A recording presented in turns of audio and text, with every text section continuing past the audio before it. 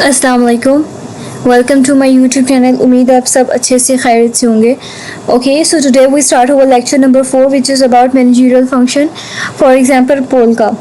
अब हमने lecture number 1 में भी मतलब चैप्टर नंबर 1 के लास्ट में हमने पढ़ा था पोल्का के बारे में। What is polka?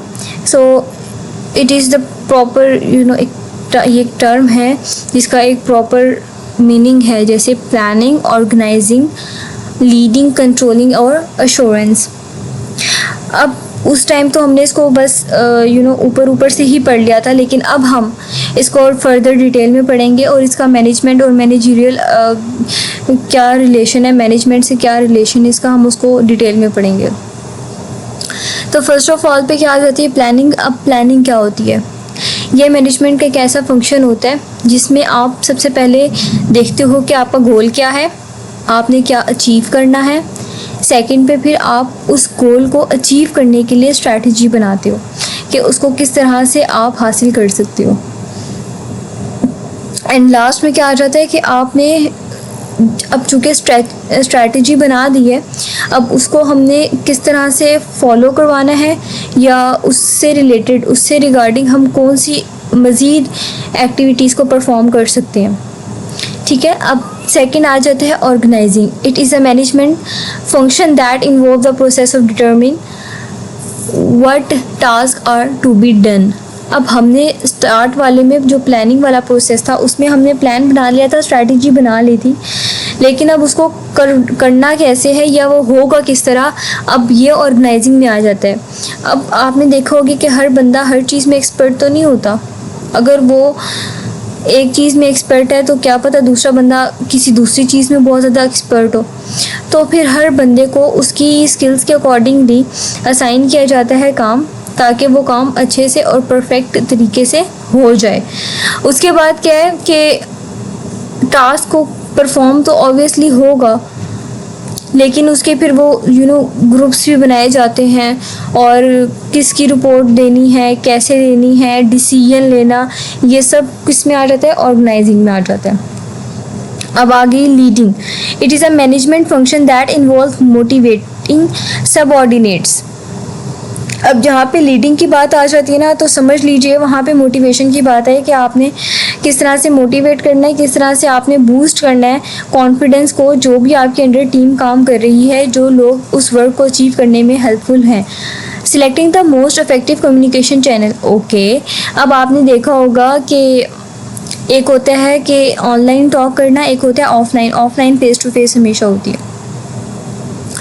तो ह्यूमन का एक ना बड़ी अच्छी मतलब एक साइकोलॉजी है, एक ख़ासा ये है कि इंसान है ना, उसको इंटरेक्शन चाहिए, उसको लगाव चाहिए, क्योंकि हमें और रोबोट को क्या चीज़ अलग बनाती है? इमोशंस। तो जो एक इंटरेक्शन होता है ना, वो बहुत ज़्यादा एक वो ह्यूमन नेचर है, वो ह्यूमन का ख़ासा है कि उसको जहाँ पे इंटरेक्शन नज़र आती है, जहाँ पे उसको लगाव नज़र आता है, वो उस चीज़ को सुनता भी, उस चीज़ को अडॉप्ट भी करता है। अब यहाँ पे बिल्कुल ऐसे है कि आप कम्युनिकेशन के लिए कौन सा चैनल, इफ़ेक्टिव चैनल को आप चूज़ करते हो।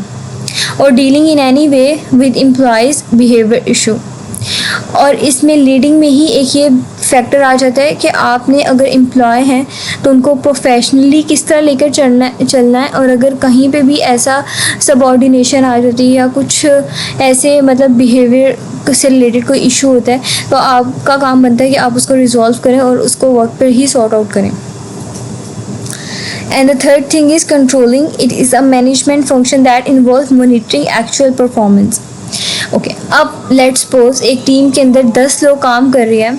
अब ज़रूरी नहीं है कि 10 के 10 अच्छा ही काम कर रहे हैं, मे बी उनमें से 5 लोग तो बहुत अच्छा काम कर रहे हैं, या लेट्स सपोज 6 लोग तो बहुत अच्छा काम कर रहे हैं, लेकिन rest of the 4 people, rest of the 5 people, इनकी प्रोग्रेस अच्छी नहीं है। तो अब ज़ाहिरी बात है सैलरी तो सबको एक जैसी मिल रही है, लेकिन परफॉर्मेंस जिन 6 की ज़्यादा है उनको इस चीज़ का क्या फ़ायदा कि वो काम भी अच्छा करें लेकिन सैलरी फिर भी उनको उतनी ही मिल रही है। तो ये चीज़ भी आपने देखनी होती है कि जो बाकी लोग हैं उनको कहाँ कहाँ पे मुश्किल आ रही है, आप उसको कैसे दूर कर सकते हो, और क्या वो अपनी उस प्रॉब्लम को ओवरकम करना चाहते हैं या नहीं चाहते हैं, क्योंकि आप किसी को बदल नहीं सकते हो, इंसान ही में वो पावर होती है कि वो अपने आप को बदल ले। तो ठीक है, तो आपका काम आप समझा सकते हो एज अ मैनेजर, लेकिन उनसे उस तरह से करवा नहीं सकते क्योंकि करना उन्होंने खुद है। तो कंट्रोलिंग में हर चीज़ आ जाती है। अच्छा, ये अभी आपको टू टू की आवाज़ आ रही होगी, ये बेसिकली गली में कोई पॉपकॉर्न वाला आया हुआ है, तो ये अब आती रहेगी, तो आपने इसको टोटली इग्नोर करना है। दिल तो कर रहा होगा सुन के खाने का भी, लेकिन कोई नहीं, आपने इग्नोर करना है क्योंकि हम अभी लेक्चर ले रहे हैं। लास्ट थिंग एश्योरेंस आ जाती है। Quality function which demands from every manager that he she ensure that the prayer management support and management processes are in place before post management function are executed. अब इसमें इससे क्या मुराद है? सबसे उधर सब हम प्लान की बात करते, गोल की बात कर रहे थे, चलाना कैसे है, कंट्रोल कैसे करना है, लास्ट में हम क्वालिटी की बात करें तो यहाँ पर जो क्वालिटी एश्योरेंस है, ये एक डिपार्टमेंट बनाया जाता है, QA डिपार्टमेंट। इनका काम ये होता है कि ये मॉनिटर करते हैं हर पर्सन की एक्टिविटी को, और उसके साथ साथ मैनेजमेंट को भी देख रहे होते हैं कि मैनेजमेंट किस तरह से है, और ये इनका डायरेक्ट लिंक मैनेजर के साथ होता है, और मैनेजर को हर किस्म की रिपोर्ट करते हैं कि इस जगह पे इस तरह से ये हो रहा है। उसके बाद मैनेजर उस रिपोर्ट के अकॉर्डिंग एक्शन लेता है और डिफरेंट फंक्शन को एग्जीक्यूट करता है। अब यहाँ पे जो पोल्क मैनेजमेंट फंक्शन है, इससे पहले ही क्वालिटी एश्योरेंस का काम होता है, और वो क्वालिटी एश्योरेंस अपना काम हम बखूबी अंजाम देते हैं। लाइक अगर आप काम करें तो आपको हर तरह से ऑब्जर्व करना, ठीक है, तो ये सारा काम होता है QA डिपार्टमेंट का। मैनेजमेंट प्रोसेस, अब वो कह रहे हैं it is the set of on going decision and work activities in which manager engage as they plan organize and control. अब यहाँ पे वो ये कह रहे हैं कि ये एक मुकम्मल डिसीजंस लेने का एक पूरा एक पोर्शन होता है, जहाँ पे आप काम भी करते हो और मैनेजर जो है वो प्लान करता है, ऑर्गेनाइज भी करता है और कंट्रोल भी करता है, जैसे कि हमने ऊपर पढ़ा। तो जो मैनेजमेंट प्रोसेस है उसमें एक और ये भी है कि उसमें 4 मैनेजमेंट फंक्शंस आ जाते हैं। वो मैनेजमेंट फंक्शन कौन कौन से हैं?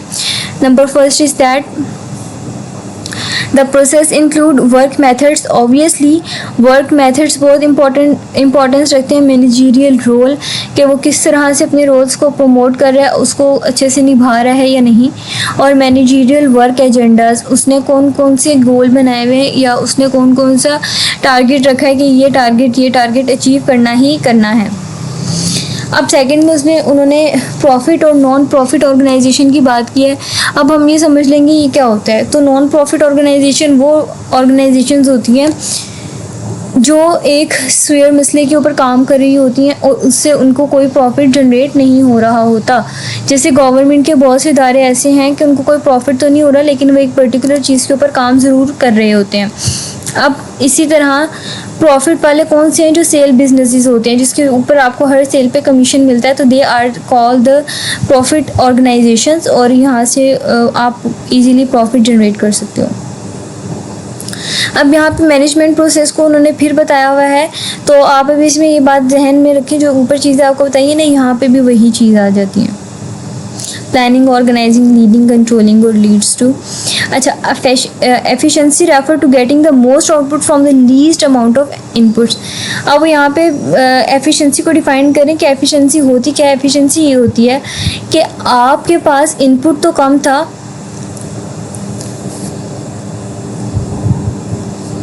लेकिन आपने आउटपुट बहुत ज़्यादा दिया है। इनपुट कम था लेकिन आउटपुट क्या दिया आपने? ज़्यादा दिया है। तो इसको हम कहते हैं एफिशिएंसी, और एफिशिएंसी उसी वक्त आती है जब व्हेन यू बिकम प्रो। अच्छा, अब यहाँ पे है कि मिस्टेक मैनेजर मेक। अब ऐसी कौन सी मिस्टेक्स हैं जो मैनेजर करता है और उसको उससे बचना भी चाहिए। अब यहाँ पे उन्होंने कंपैरिजन दे दिया अराइवर्स का और डिरेलर्स का, डीरेलर्स और अराइवर्स। अब आपने इसको मिक्सअप नहीं करना, सबसे पहले हम अराइवर्स पढ़ेंगे, फिर बाद में हम डीरेलर्स पढ़ेंगे। अराइवर्स क्या होते हैं? अराइवर्स वो होते हैं जो आते हैं, काम करते हैं, अपना नाम बनाते हैं और टॉप पे चले जाते हैं। क्या करते हैं, आते हैं, अपना नाम बनाते हैं और अपने काम की बिना पर क्या चले जाते हैं, टॉप पे चले जाते हैं। और इसी निस्बत इसके कंट्रास्ट में अगर देखा जाए डिरेलर्स आते हैं, काम करते हैं, बहुत अच्छा काम करते हैं, नो डाउट, बट आगे जाके उनका काम स्लो डाउन हो जाता है। शुरू में बहुत अच्छे होते हैं लेकिन आखिर में क्या हो जाते हैं, वीक हो जाते हैं, उनका काम बुरा होने लग जाता है। और अच्छा, अब इसमें से फिर इसका नुकसान क्या होता है? इसका नुकसान ये होता है कि आप ठीक थे लेकिन कुछ चीज़ें ऐसी हैपन हुई हैं कि आपकी दिन ब दिन जो है वो आपकी सक्सेस को पे ऊपर पानी फिरता जा रहा है और आप नीचे फ्लो डाउन का शिकार हुए जा रहे हैं। अब वो यहाँ पे उन 10 मिस्टेक्स का बता रहा है जो डिरेलर्स करते हैं, और अक्सर मैनेजर्स ये करते हैं, और जो ये मैनेजर्स ही करते हैं वो कभी भी सक्सेस नहीं पाते। और ये बहुत कम ऐसा होता है ऑब्वियसली, क्योंकि अब मैनेजर एक ऐसा पेशा है जो प्रोफेशनलिज्म को प्रमोट करता है, और कोई भी आदमी या मतलब कोई भी शख्स ये नहीं चाहता कि वो प्रोफेशनलिज्म से हट के कोई चीज़ करे। वो चीज़ उसके लिए भी बहुत ज़्यादा अच्छी नहीं होगी कि अगर वो इस तरह से कुछ हट के करे। अब वो 10 चीज़ें कौन सी हैं, वो 10 चीज़ें कौन सी हैं? मैनेजर जो है, यानी कि जो भी पर्सन है, वो बहुत ज़्यादा अना वाला बंदा है। वो लोगों से बात करना भी पसंद नहीं करता, और इवन वो अपनी टीम के साथ अच्छे से कोऑर्डिनेट नहीं करता क्योंकि वो उसको कुछ समझता ही नहीं है, और उसके बाद अपने स्टाफ को वो अच्छे से समझ नहीं पाता, या फिर स्ट्रेटजिकली सोचने शुरू हो जाता है, और वो इस काबिल नहीं होता कि वो अपने अंदर तब्दीलियों को अलाउ करे।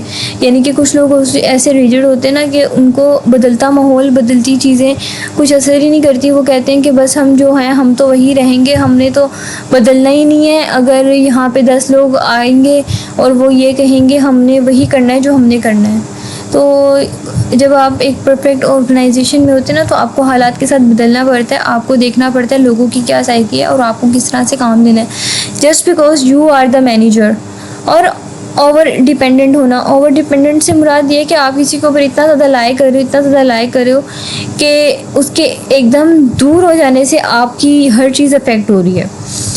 तो ये जो मिस्टेक्स है ना, छोटी छोटी जितनी मैंने आपको बताई हैं, ये सारे मैनेजर्स करते हैं। सारे मैनेजर से मुराद है यानी कि जो डिरेलर्स होते हैं, अपनी सक्सेस को कैसे मारते हैं, वो इन सारी चीज़ों से मारते हैं।